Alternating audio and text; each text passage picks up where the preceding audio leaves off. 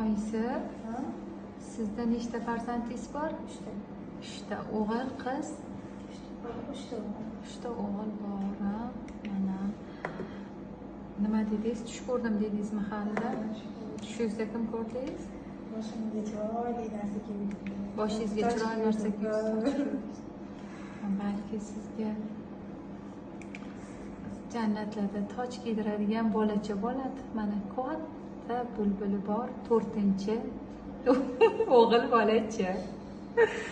O'sha tojni kiygandirsizda, shunaqami? Qalay, cho'tkimi? Yaxshi.